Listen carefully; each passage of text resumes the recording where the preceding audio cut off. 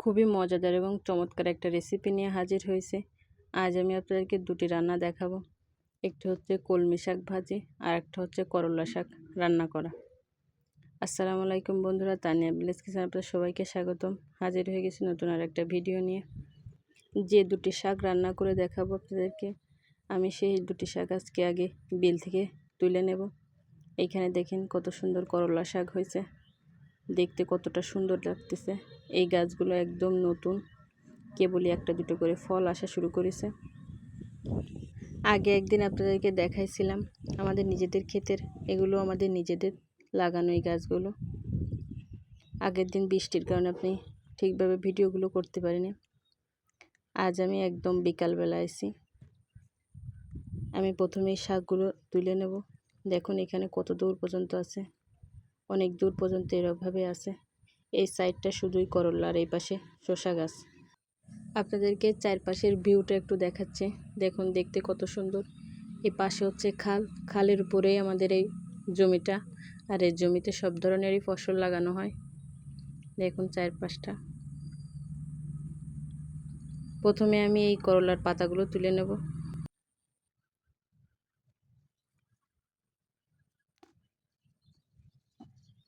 এইখান থেকে আমি জালি জালি পাতাগুলো তুলে নেব। বেশি বয়স্ক একটু হলে সেটা নেব না, তাতে করে সিদ্ধ হতে যাবে না। সিদ্ধ ঠিকই হবে কিন্তু সুতার মতন হয়ে যাবে, এই জন্য আমি জালি জালি পাতাগুলো তুলে নিচ্ছি।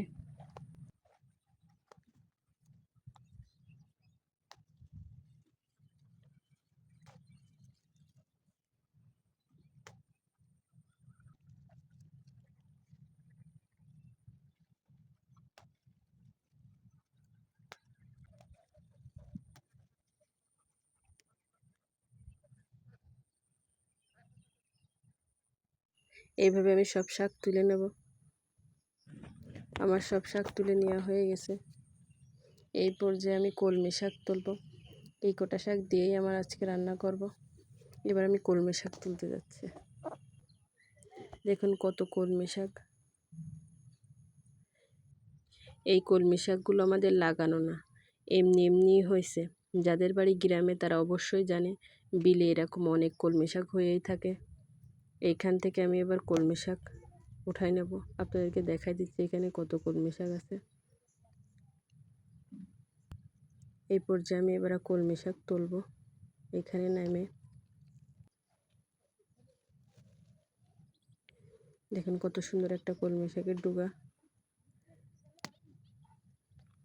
এইভাবে আমি কলমি শাকগুলো তুলে নিচ্ছি।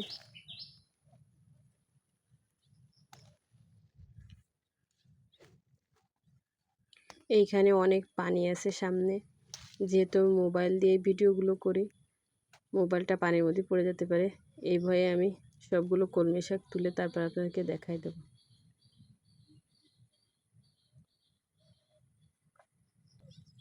আমার দুটি শাকই তুলে নেওয়া হয়ে গেছে। দেখুন এখানে কলমি শাকও তুলে নিছি আর করলা গাছের পাতাও আমি তুলে নিছি। এই পর্যায়ে আমি এবার বাড়ি চলে যাব। বাড়ি যেয়ে বাকিটা আপনাদেরকে দেখাই দেব।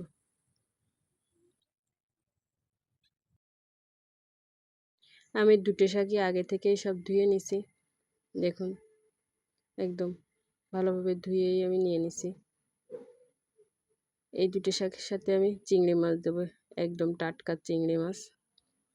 আমি বিল থেকে যখন আইছিলাম তখনই আটন পাতানো ছিল, সেই আটন থেকে আমাদের ঝাড়ে দিছিল, সেই মাছই আমি নিয়ে আইছি, একদমই টাটকা। সেই ভিডিওটা অবশ্যই আপনাদেরকে দেখাতে পারিনি।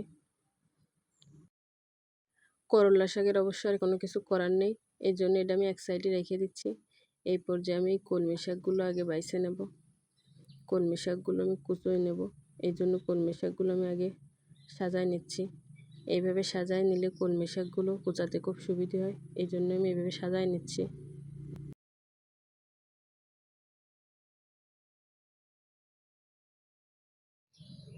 সাজায় নেওয়া হয়ে গেছে। এই পর্যায়ে এটা আমি এবার কুচে নেব। প্রথমে আমি সামনের এইটুখানি কেটে ফেলবো, এতে করে কুচাতে সুবিধে হয়। এবার এটা ফেলে দিচ্ছি, ফেলে দিয়ে তারপরে আমি কুচাবো।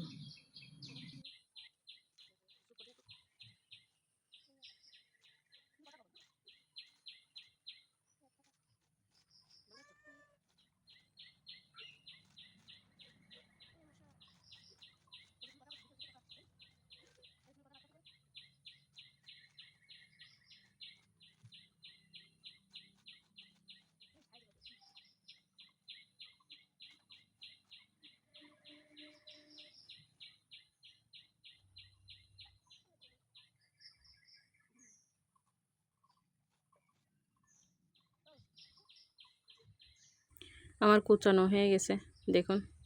এবার এটা আমি একটা জালিতে উঠাই নিচ্ছি।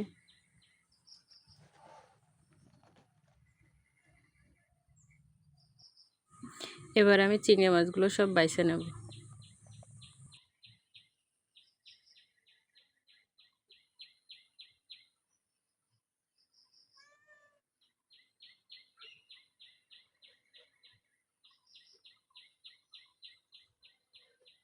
চিংড়ি মাছগুলো আমার বাইছে নেওয়া হয়ে গেছে দেখুন। এই পর্যায়ে আমি ধুয়ে নেব, আর একসাথে আমি সব মশলা টশলা কুটে তারপরে একবারে রেডি হয়ে নেব। সব কিছু রেডি করে নেওয়া হয়ে গেছে, এবার রান্না শুরু করতেছি। প্রথমে কড়াইতে আমি সয়াবিন তেল দিয়ে দিচ্ছি। এটা গরম হওয়া পর্যন্ত অপেক্ষা করব। গরম হয়ে গেছে, এবার এর মধ্যে আমি পেঁয়াজ কুচি দিয়ে দিচ্ছি, মরিচ কুচি, এই পর্যায়ে দিয়ে দিচ্ছি আমি রসুন কুচি। করলা শাক একটু তিতে হয়, এই জন্য আমি মিডিয়াম সাইজের 2টা আলু কুচি দিচ্ছি। এর উপরে দিয়ে দিচ্ছি এই পর্যায়ে চিংড়ি মাছ। আমি অর্ধেকটা চিংড়ি মাছ এই শাকে দেব, আর বাকিটা কলমি শাকে দিয়ে দেব। এবার দিয়ে দিচ্ছি লবণ, তারপরে দিয়ে দিচ্ছি হলুদ। এবার সব কিছু দেওয়া হয়ে গেছে, এবার ভালোভাবে মশলার সাথে আমি মাখাই নিচ্ছি। এই সকল মশলার গাঢ় পানি টানাই নেব। যতক্ষণ না এই পানি ছাড়িয়ে দিয়ে তারপর সেটা টেনেছে, ততক্ষণ আমি এইভাবে কিছুক্ষণ পর পর নাড়াতে থাকবো যাতে তলে না লাগে। গাঢ় পানি টানিয়ে নিয়ে গেছে। এবার এই আলু সিদ্ধ হওয়ার জন্য আমি এখানে অল্প একটু পানি দিয়ে দেব।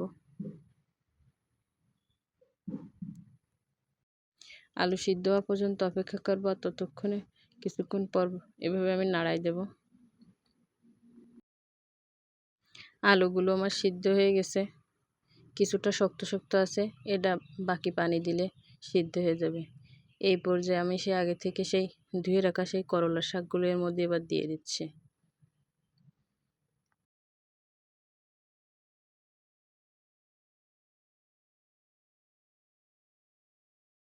এই পর্যায়ে আমি এই তেল মশলার সাথে ভালোভাবে মিশাই নিই, আর এতে করে শাকটাও গলে যাবে।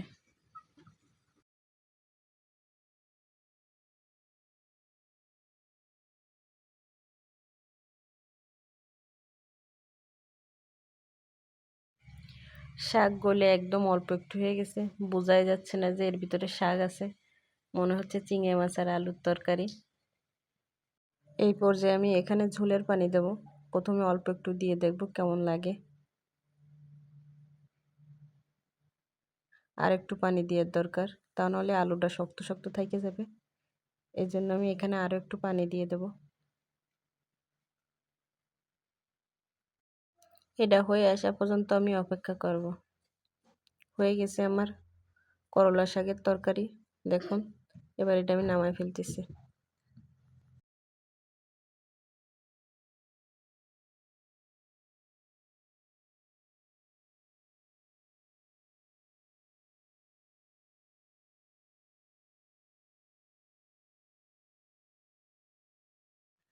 এবার আমি কলমি শাক প্রথমে আমি সিদ্ধ করে নেব। আমি শুকনো কড়াইতেই কলমি শাক দিয়ে দিচ্ছি।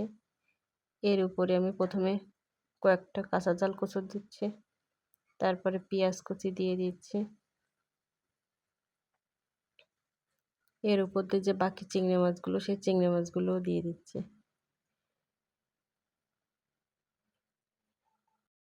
পরিমাণ মতো লবণ দিয়ে দিচ্ছি, হলুদ দিয়ে দিচ্ছি।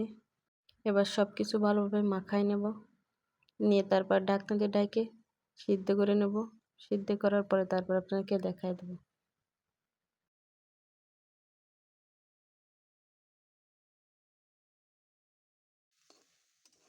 সিদ্ধ করে নেওয়া হয়ে গেছে, এবার এটা আমি এক সাইডে রেখে দেব, তারপর আমি ভাজে নেব। প্রথমে কড়ার মধ্যে আমি সয়াবিন তেল দিয়ে দিচ্ছি। এবার এটা গরম হওয়া পর্যন্ত অপেক্ষা করব। এর মধ্যে আমি একটা পেঁয়াজ কুচানো দিয়ে দিচ্ছি। প্রথমে আমি পেঁয়াজটা একটু ভাজে নেব, একটু নাড়াই চাড়াই দিচ্ছি। এটা একটু ভাজা পর্যন্ত অপেক্ষা করব। ভাজা হয়ে গেছে। এই পর্যায়ে আমি রসুন কুচি দিয়ে দিচ্ছি।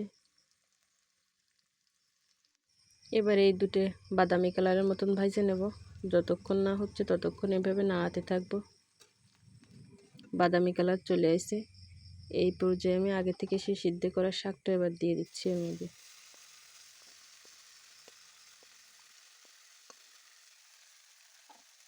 এবার আমি এটা 5-6 মিনিট এভাবে ভাজে নেব, যাতে তলে না লাগে যায়। কিছুক্ষণ পর পর এইভাবে নাড়াই দেব, তারপর আমি ভাজে নেব। আমার ভাজা নেওয়া হয়ে গেছে। এই পর্যায়ে আমি এটা নামাই ফেলতেছি।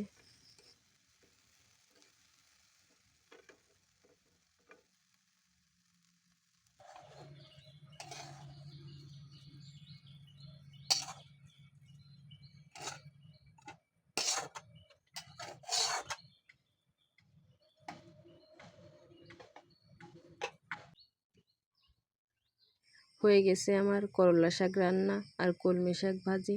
আশা করি আমার এই ভিডিওটা আপনাদের ভালো লেগেছে। এটা দেখতেও যেমন, আলহামদুলিল্লাহ খেতেও খুব ভালো। আমার এই রেসিপিটা ফলো করে অবশ্যই আপনারা একবার হলেও ট্রাই করে দেখবেন। খেতে আলহামদুলিল্লাহ খুবই ভালো লাগবে। যাদের শাক পাতা পছন্দ তারা তো বুঝতেই পারবে না এটা করলা শাক নাকি কী শাক। একটু তিতে না, আর কলমি শাকের তো কোনো তুলনাই হবে না। যার সাথে আসে চিংড়ি মাছ, কথা বলার কোনো প্রশ্নই আসে না। আশা করি আপনারা একবার হলেও এভাবে রান্না করে খাবেন। এতক্ষণ আমার সাথে থাকার জন্য অসংখ্য ধন্যবাদ। আর এখনও যেন আমার চ্যানেলটিকে সাবস্ক্রাইব করেন, দ্রুত সাবস্ক্রাইব করে অল বাটনটি অন করে রাখুন, পরবর্তী ভিডিও দেওয়ার সাথে সাথে যেন পেতে পারেন। একটা লাইক করুন, কমেন্ট করুন। আবারও দেখা হবে নতুন কোনো আইটেম নিয়ে। ততক্ষণ ভালো থাকুন, সুস্থ থাকুন। আল্লাহ হাফেজ।